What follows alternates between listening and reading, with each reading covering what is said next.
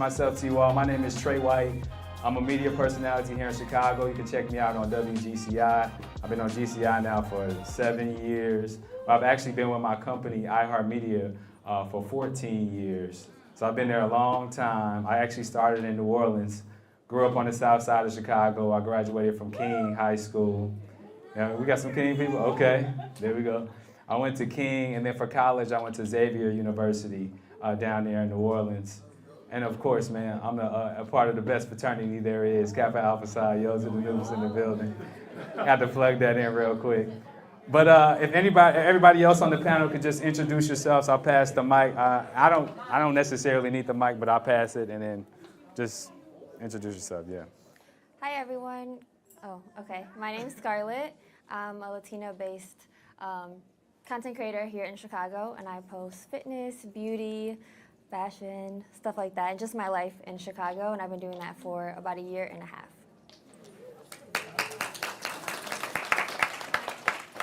Hey everyone, I'm Angie, and I am a content creator here in Chicago as well. I post a little bit of everything, a lot of beauty, some lifestyle, food, so pretty much everything. Good afternoon, Kevin White here. Started off as a corporate career content creator, then slowly started to transition to the Chicago hospitality space. I throw my own events, collaborate with a lot of different people in Chicago, building third places for people to go in their mid-20s, early 30s, really anybody, so yeah. Hello everyone, my name is Maya Reese. I am the producer and co-host of Unapologetically Angel, Angel Reese's new podcast that we do here in Chicago. I'm from Chicago. I went to Whitney Young, not King, and then I went to Howard University. I work in sports, so I'm a sports content creator as well. Okay, all right, Maya. All right, you guys, I'm Jermaine, a big funny dude, AKA Big Lowski. I'm a content creator, social media influencer, YouTuber. I actually got a show on YouTube called This My Sister House. If y'all ain't subscribed, go check it out. I do mostly like comedy videos, more so relatable videos. You know, I try to do something to keep on the positive side. I'm actually here from Chicago, out west, 290. Put that out there. I ain't gonna shout my high school out because it might not be a lot of people that went there in here. So pretty much, yeah, that's what I do. And I'm also a stand-up comedian. I'm on tour right now. Uncle Hank and Big Low, they on the skin bone, y'all. So we stopped here, and I'm here for you guys, all right? Okay. Oh, yeah. There it is. Real quick, can y'all hear me this way? Yeah. Okay, cool. So this is gonna be weird passing that microphone around like that. But how many of you all are on social media? Okay, pretty much everybody in the room. What's the? Okay, you're here from Kevin's TikTok. Okay. Which platform do you think is the most? I mean, is more relevant to you? TikTok? Is it Instagram? TikTok? YouTube? Depends on what you're going for. How many of you all are trying to become content creators or learn how to make money off of social media? Okay, so a few of you all in here. So I'm gonna ask the panel some questions, and then anybody can just answer the question. You don't have to necessarily go in order, because I think it'll just take a long time for that. But actually, for this first question, I want to know, can each of you share your journey on how you started creating content on social media and what inspired you? So we'll start with you first, yeah. All right, okay, so I didn't even think I was gonna be a content creator. I'm musically inclined, so I liked rapping. And I was getting my car fixed one day, and they was just like, hey, why you don't make them funny videos? They be making money doing that. I'm like, yeah. And I did a video right then and there, and it did 4 million views on Facebook. Wow. And then WorldStar reached out, grabbed the video. It did 28 million views on WorldStar. I say, oh yeah, I'm done rapping. Like, what I just did all that with a phone. I'm like, so, and then, and I got so comfortable with actually doing it that I made it actually a career for me right now. So this is kind of like, I quit my job and everything for it because the money got good. If you want to become a content creator, I just say that find a niche for you, something that you're comfortable with, that you know people will actually want to watch, and get monetized, because that's how they're gonna pay you. Should we go in order? Yeah, just go in order. I'm not as funny as him, guys. So I did go to school for broadcast journalism. I went to Howard. After I graduated, I was a TV news reporter, but I never wanted to be a TV news reporter because I don't actually watch local TV. So my professors encouraged me to do that. I did that for 2 years. It wasn't my vibe. So then I left and I did the Tokyo Olympics with NBC Sports, and that was digital. So it was like their app, their website, streaming, things like that. And then that led me to work at Overtime. I worked there for 3 years running Overtime WBB, which is their women's basketball page, helped grow that page to over 4 million followers. But they didn't really have any black women. So I was like, you know what, like, I run the page, but then I started to make sports videos in front of the camera as well. And then from that, I got to go to All-Star and Super Bowl and like all the big fancy sport events. So it was nice. Yeah, I'm a talker, so like I've always been on social media, especially like on Snapchat. Like I used to post 20, 30 stories a day just talking. And my buddy, he's a big fashion content creator. He just told me, he was like, you need to start putting this in video format on TikTok. So I just started doing it. I'm a first generation college student, so that's kind of like how I built my page, my foundation, like how to get a 6-figure job, how to be professional in, you know, your office, corporate politics, things of that nature. But I'm also a partier. Like my mom is right there. Like we always step out, we have a good time. Like she was at my end of summer party taking shots, talking to people, all of that. Same thing like my pops. Like my pops every Friday he'll FaceTime me at his local little cocktail lounge. Like we getting activated, we getting started. So started to get into like the Chicago hospitality space, throwing my own events, more so like realistically like creating events for people that look like us. You know, like Chicago is very big, but certain places you go, you only listen to house music, you only listen to stuff that you don't want to hear. So putting DJs on, putting people on as far as like hip hop, Afro beats, R&B, and then getting into that space. So.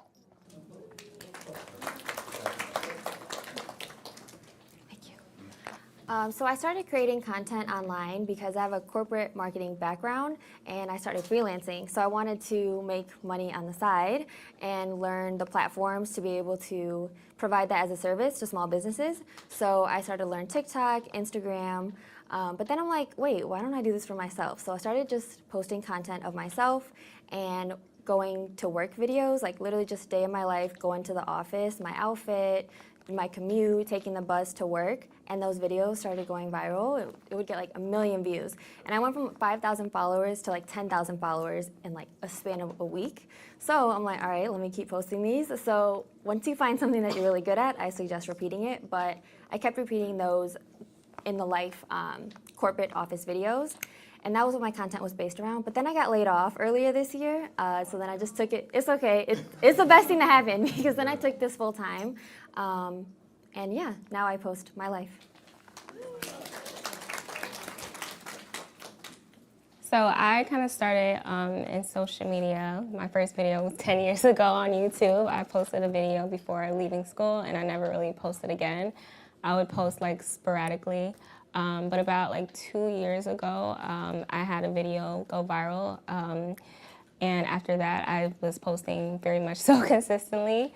I also got laid off from my job, and that was the best thing that ever happened to me as well, because I was really able to like focus my time into content creating. I do work a full-time job now as well, but yeah, I manage both, and that's kind of how I got started. You're clap it up for that. We're talking about viral moments. So you said that one of your videos went viral 10 years ago. Can you talk about the video that you posted that went viral? Yeah, so the first one, it wasn't viral, but I had one go viral like a few years later. I was actually talking about like one of my biggest insecurities, which was my forehead, and that video went viral like overnight on YouTube. I wasn't consistent, but as for TikTok, the video that went viral for me, I was actually having a really bad day. And I bought myself some flowers, and I like dropped the flower food. So I like Googled like what goes in flower food. It was like bleach, sugar, citric acid. So I was like, okay, I have a lemon. So I like made that little concoction, and I put like the flowers in a vase, all nice. And that video went like super viral overnight, and that's kind of what made me be like a little bit more consistent. Yeah. What? Anybody else on the panel? Like, what was your first viral video that you posted? Yeah. It was my very, very, very first video. It's crazy because I made the video more so look realistic so more people can relate to it. And since I'm from Chicago, I made it where it seems like, you know, it's crazy. This is a crazy video. So I made it seem if it was a real video, like it was actually something going on for real. And it made it seem like I got into my mechanic for taking too long with my car. And I was really aggressive. And then when he started getting aggressive, I started curling up like I got soft. And so it was crazy because everybody thought I'll be at work and people be like, hey, bro, that was you in that video? Was that real? And I'll be like, nah, bro, it was a skit. So that's how I started doing them. I started doing videos or make it look as if it was real. And then I just started doing some like more funny videos or whatnot. Yeah. I don't think, what's crazy is 10 years ago or maybe even 5 years ago, like this type of discussion it wasn't even a thing.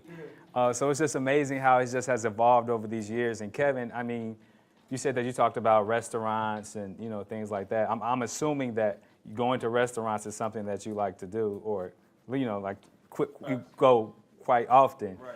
So how did you get into this space of doing that, and just enjoying restaurants, but also turning it to something to what it is now? Yeah, I would say a lot of that has come from like my mom and my dad, especially my dad. He's a very big cocktail drinker.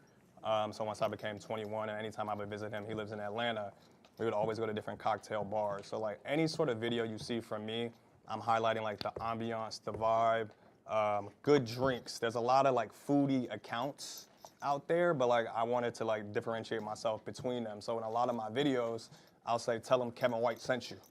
So like my first video that I did was at Hide and Seek.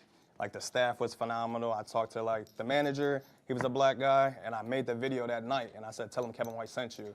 I went that next week and they said over 1,200 people came in a week saying, we here because of Kevin White. So then I was like, oh, like I could really like put my own stamp on Chicago, like hospitality. So like any restaurant that I go to, I'll ask to talk to the GM. I'll ask to set up a meeting. Or the owner, especially like smaller restaurants, they don't have a GM. I'm talking to the owners like, what's your slowest day? What's your busiest day? So if you got a slow day, I'll post a video then. All of the videos that I post are places that I like to go to, especially like in hospitality. They'll give you a dining credit, but I go out all the time. I don't need the $100. I want to see like highlight places that I like to go to, but then also drive that traffic for like especially smaller businesses. Now, Scarlett, you said that you just like putting on fits, going to work. So how did you monetize that? And have you monetized off of that? And how could someone who might be into posting their clothes or fashion, I know hair, all these different type of entities is really, relevant these days. So how can someone monetize off of that? Yeah, I would say at the first step, make sure when you're posting, you have an email in your bio and your location so that businesses and brands can find you and they have a way to contact you. That's like how I first started. I just put an email in my bio and I started getting emails from people. And then in terms of like posting outfits and beauty or anything like that, tagging products that you use or brands that you use so they can see like, oh, this person is a customer of ours. Maybe let's send her something or let's have her make a video for us and pay her. Or it might be what they call UGC, so you don't even have to post it, but they might like your style of content and they want to pay you to make videos to post on their platform. So there's like a lot of ways to make money from it, and there's so much money, there's enough money for all of us to make from social media. So, yeah. Yeah. Now, Angeline, you said that, you were once laid off. You said that was like the best decision, one of the best decisions one of the best things that could have happened to you. So how did you monetize from your social media to kind of leverage the fact that you didn't have like a steady income coming in at that time? At that time, I was like just starting off, so I wasn't making like a lot of money, but there's like a lot of apps, a lot of websites you can go to kind of find opportunities for yourself. So that's kind of what I did in that time period. It was only about 3 months I got a job after that, but at the beginning stages, I kind of like did a lot of outreach. A lot of outreach. I love that. All right, so Maya, you talked about how I'm going back and forth if y'all can see what I'm doing, but Maya, you had to, I see, from your story, when I was listening, you kind of had to pivot from what you were doing, and then you pivot into something else, but then now you're doing something that you're passionate about. And shout out to you for doing the podcast with Angel Reese. Like, I've seen the clips, and it's really good. Yeah, it's really good. So talk about that and just using social media for that platform. For the show? Yeah, and for you too, as well, personally. I think social media is our main driver for the show. Like, as soon as I sit down and write the show, like, okay, we got Lotto and Mariah the Scientist, I'm thinking, what's gonna go viral on social media? Not like YouTube, yeah, but I'm thinking of social media clips so that it gets picked up by The Shade Room, The Neighborhood Talk, E! News, like Bleacher Report, all of these big blogs, because that's how we're gonna get as much exposure as possible. So I think for me, monetizing that show, we get a lot of our money from sponsors and from YouTube. So when writing the show or even being on the show, you always want to be like, oh, like, I really like your shoes, Angel. Oh, thanks, they're Reebok. And then like, boom, you send that clip to Reebok. Now you can get a Reebok sponsorship and they'll give you $700,000 to be in the next episode. So it's definitely like name dropping, like she was saying, tagging businesses, reaching out to them, and then just trying to get views on social media, because you can post a video and get money from that, but you can also post a video and now you get exposure. So like for me personally, I'll post a video about something for me, and then my agent will be like, hey, ESPN reached out and they want you to go cover this college basketball game. So it's like you never know who's watching you. Nice.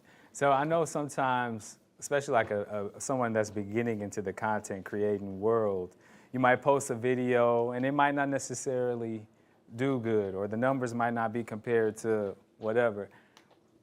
What do you do with situations like that? Like, what keeps you encouraged to continue to put out content instead of just like quitting from it all? And anybody can answer this question. I can answer it. I just need the mic though. Thank you. I think that's a really good question, because it's so easy to compare yourself on social media and you see like somebody else's video going viral and yours looks similar and it's not. But in terms of keeping your mental self in check, wait, what was the question again? And that was off the fly too. No, it was a good question. I know. Okay. When the money's not coming in, Or how do you no, keep doing it? When you feel as though like the video might not be getting as much likes or views, you know, what keeps you encouraged to continue to keep going after it? Yeah. Okay, yeah. You have to really love it, and you also have to have a like marathon mindset about it. Like if you posting videos could gain you financial freedom for your family and break generational curses, then you still have to do it, even when it's not getting likes and comments, or you don't think that it's performing to your standard.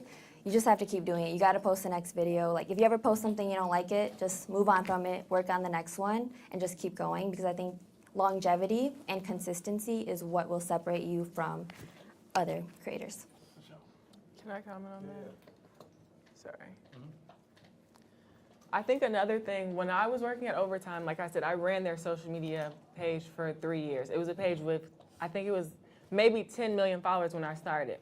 And it's really not always about the content. Like you could spend 3 hours on a video, you could spend 3 days on a video, but then you posted it at 4:30 while kids were in basketball practice, or you posted it like during lunchtime and then it's gonna get a lot of views. Like it really does matter when you posted, whether it was a Monday or a Friday. Like it's just random. You never really know what's gonna pop off. So even if you spend a lot of time on a video and it doesn't do the numbers that you were expecting, that doesn't mean that it wasn't bad. You just didn't reach your target audience with that specific video. But the one tomorrow literally could get 2 million views. Well, you talked about times posted and things like that. Is there a specific time? Is there a science, or is it? Yeah, I'm just asking. What is it? What is the key to it? Yeah. There is a science. So I know on Instagram specifically, if you look in the analytics, it'll tell you like at what time of every specific day you have the most followers that are online. But even then, like you could try it, but it might be like you posted. It might tell you Thursday. But then it just so happens to be Thursday night football that Thursday, and you're in Chicago, it was a Bears game, and then everyone was watching the Bears game, not on Instagram, and then you just missed your beat. Like you just gotta keep testing it out. I could add to that. I feel like it's a couple different things as well. Like, to be honest, like social media is like psychology and understanding it. So for example, I post typically all of my content on TikTok between 11 a.m. and 1 p.m. If you follow me, you will naturally start to see that. So then you're showing up around that time. If I go on live at noon every single day, if you follow me, you'll be like, Kevin is gonna go on live at 12 o'clock. So if I'm posting a video also at 11:45, 12 o'clock, you will then see that video as well. So you can quote unquote train your audience to know when you're posting. A lot of podcasts do that. They have set times when they actually post, when they're actually gonna go live, when the whole clip is going live. So then you know exactly when to show up. So you could drive your own traffic as well, but that comes with nurturing your own audience. A lot of it too is just consistency and volume. I talk about that all the time. Like the volume is different for everybody. Like my first month on TikTok, I posted 83 videos. I just wanted it bad, you know? So now I'm like pushing all of this content out. One video goes, now you start to see traction. So we can't really talk too much about the algorithm, to be honest, because you don't really know, but you can control your own controllables, so. Now, Jermaine, you being a comedian, I know that has to be hard when you thought you posted something that was super funny. It's funny to you, but the masses is like, man. Nah, I get it a lot, but it goes along with, like, first of all, you know, the longevity and the consistency for sure. With building your brand, you definitely have to be consistent with your work. And it's always good to actually post at a certain time so your people know that, hey, look, this is gonna be dropping at this time, because I do it all the time with my YouTube. But as far as like the content, like my biggest platform used to be Facebook at first, once upon a time. Facebook really is what made me quit my job. But I didn't learn the algorithm thing until later, because sometimes you might have something on your page that might affect the algorithm of your page. It has produced, because a lot of times it's not put in front of all of your following. So if you're not like in that algorithm at that time, you're gonna have a low video. It's gonna be, I don't care how great the video is, I don't care how funny it is, how relatable it is, it might not get what you wanted to get. But when you are in that algorithm, you can probably repost that same video and it might do good, because there's videos that I posted that did probably 30K on a bad day, and I reposted it and it do 2 million views. And I'm like, oh, okay, well, I get it. I was in the lower feeds. But yeah, that comes with the social media thing as well. So you definitely gotta be consistent, and you definitely have to have that mindset, you know, for sure. And you all being content creators on this panel, what have been some of the challenges that you've had to overcome with, you know, just being a content creator and, of course, getting into this space? I feel like we all go through challenges. Let me say it first. So, yeah. I hate the demonetization thinking. I really hate it really bad, because I had to figure it out on Facebook, and when they do it, they demonetize you for 90 days, but they literally want you to post every day. They want you to still post, and if you don't post, when you are back monetized, you're in the lower feeds. I do not like it at all. So if you could kind of explain what demonetization is, because some people might not understand. So when you're monetized, they're giving you the opportunity to make money from this platform, right? They'll demonetize you temporarily for something that you might have posted or something that you might have said or something. It could be something that you posted old and it just come back up and they like, hey, April 3rd, 2021, this video was posted. It goes against the guidelines, demonetization for 90 days. So now they're stopping your opportunity for you to make money, but they still want you to create for their platform. So they still want you to continue to post. And a lot of people lose motivation when they're demonetized, because when you're being paid for it and you like, they ain't paying me, so what I'm posting for? That's the mindset that we get. We don't want to continue to post because you feel like you're putting work out there and you're not getting money from it. So you're just giving them free work. So a lot of people be discouraged with like posting on, well, I think the biggest platform that's like that right now is kind of like Facebook, if I'm not, because I don't see it too much like on other, but they're so sensitive with demonetizing you. So if you are planning to be a content creator or working on becoming a content creator, be very aware of demonetization, because it can slow your money up for sure. What about you? Any of you ladies, any challenges that you've had to overcome or gone through? I can agree with that. Like the platforms, like you can't change some things. Like you'll work very hard, but like it's the platform. They might, you know, not push your video, or like there's an issue with TikTok right now. Like if you delete a video, they won't push it as hard if you repost it. So things out of your control is kind of like frustrating. Another thing is working with brands sometimes. I think I had like a recent issue with a brand where they took like over 6 months to pay me. And that situation is just really, really frustrating sometimes, because you feel like, okay, they're about to ghost me pretty much. But yeah, that just dealing with brands sometimes can be kind of frustrating, especially by yourself. Yeah, I think another challenge when it comes to content creation is the back end part, like how much should you be getting paid for stuff, and you know, sending brands invoices or negotiating with them on your worth. No one really like tells you that stuff, so you kind of learn as you go. or you attend things like this that kind of give you insight, but it's kind of figuring it all out in a very new industry. Kevin, have you any? Yeah, I could talk on that. Two things. I feel like a lot of people, they have imposter syndrome, that you don't think you belong in the space. Any of your prominent content creators, anybody with whether it's 50,000 to 5 million followers, they started at 0. Everybody is a regular person. So when I first started, like, I didn't really have that, but sometimes I'm like, okay, do I feel qualified to talk on this? Or do I feel like this is gonna be a good piece of content? Versus now, all the amount of different, whether it's famous people, prominent people in Chicago that are reaching out to me for different opportunities, different collaborations, it all just makes sense. But I feel like another thing that Scarlett talked about is like brand negotiations. Now, I do a lot of different corporate career content, and I talk to some of my like buddies and other like content creators about this. Like, if I send out a rate and I think like this is a very high rate, and they just come back like, all right, we're about to send you a contract right now, I'm like, I probably undersold myself.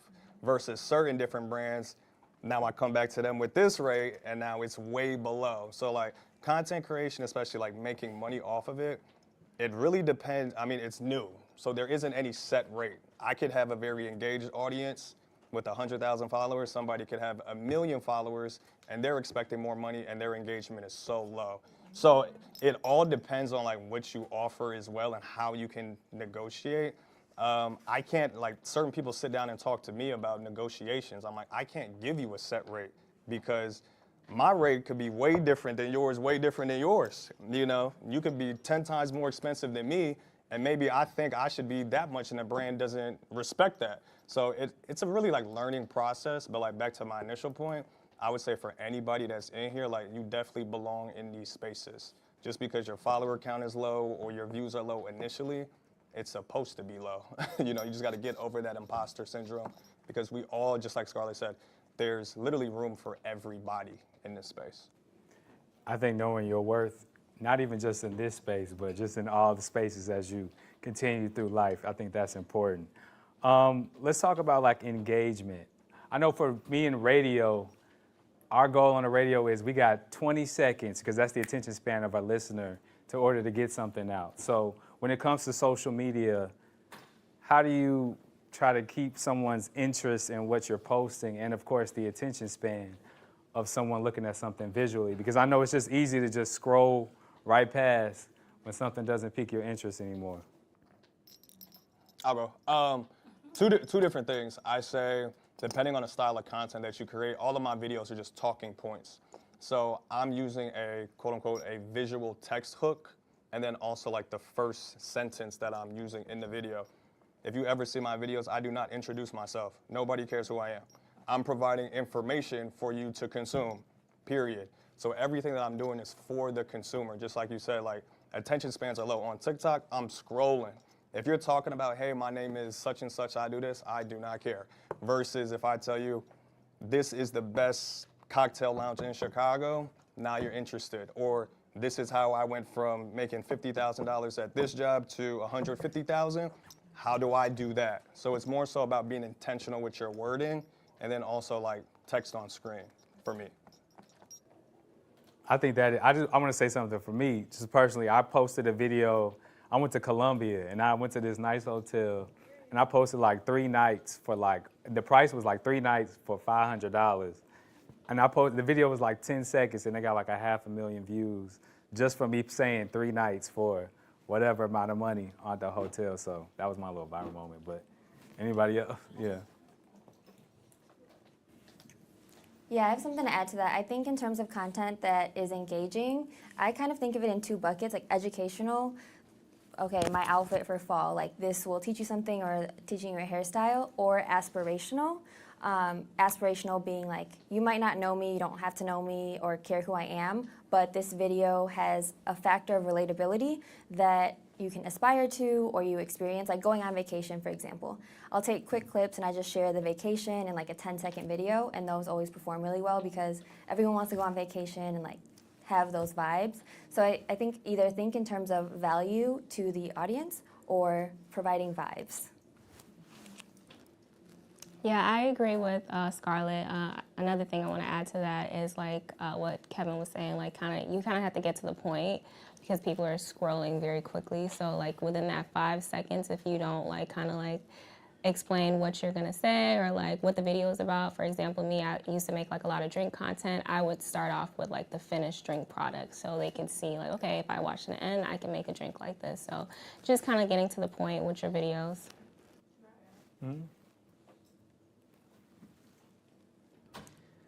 I think another category outside of the educational element or just the value is also opinions. So like I said, I work in sports. So when I was at overtime, I would make a video and say like, Caitlin Clark is Rookie of the Year, and here's why. Boom, boom, boom, boom, boom. Angel Reese is Rookie of the Year, here's why. Boom, boom. Like, you have to say something to where someone's gonna watch and be like, no, she's not. Why would you say that? Because now they're gonna comment. And the main reason that we get a lot of engagement is because people just want to argue online. So if I say, I think so-and-so is the MVP, as soon as one person says no, there's 30 people like, yes, it is. And you don't even know, you don't even watch basketball, going back and forth. So that really drives engagement. It really drives views if it's something that's opinionated, whether it's my opinion or if I'm like, yeah, guys, what do you think? What city do you think should get the next WNBA team? People are going to comment on that. For sure. And we can talk about authenticity real quick. How important is it being authentic? I'll be messing up words, y'all. But how important is it for you to be authentic when it comes to your post and, when you do post? Very important. Very important to be authentic. People will know you for your work. Because I see a lot of people doing stuff that they see other people doing, and it might just not work for them. But sometimes it works, and sometimes it don't. But it's very important to be authentic, you create your brand so people can know you for your brand and what you created. Like a lot of people see me and they call me Big Lowdown.